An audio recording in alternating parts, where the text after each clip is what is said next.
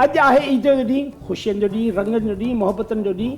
हाय धरतीअ जो ॾींहुं। जी हाँ, धरती ईद मुशाइरो, ही मज़ाए मुशाइरो। ऐं अॼु हिन मुशाइरे में जेके असांजे मुल्क जा नाले वारा उहे मशहूरु शाइर जिन खे बचो बचो, चपो चपो, कली कली, पतो पतो, बूटो बूटो सुञाणे थो, पर संदन शाइरी केरु ॿुधणु पसंदि न कंदो। अॼु उहे समूरा नाले वारा मशहूरु शाइर अॼु के असांजे हिन बज़्म में, ख़ूबसूरत तरीन प्रोग्राम में 4 चंड लॻाइण आया आहिनि।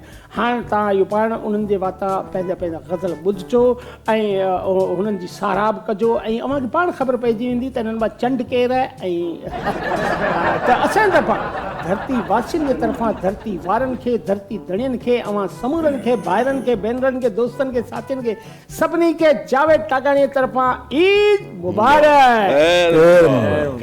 तव्हांखे बि ईद मुबारक हुजे।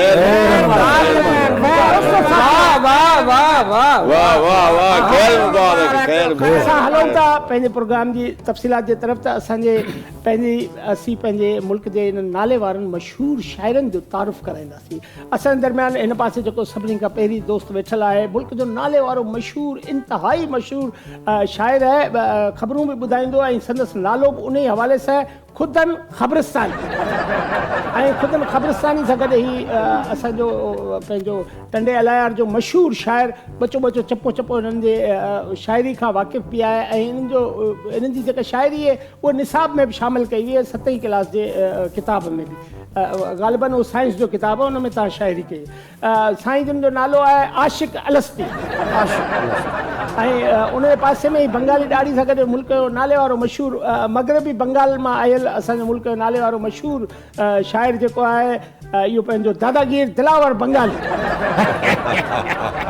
ऐं हिन पासे जेको वेठो आहे 2 ॾींहं अॻु रिटायर थियो आहे। मुंहिंजो मतिलबु आहे शाइरी में रिटायर कोन थियो आहे, कम खां रिटायर थियो ऐं पंहिंजो दीवान लिखाइण जो चाहे, छो त उहो दीवान केरु पढ़ण जे क़ाबिल कोन्हे, उन जे बावजूदि छपराइण चाहे थो। अव्हांजे इस्तक़बाल कजो शौक़ीन शुगलाई साहब।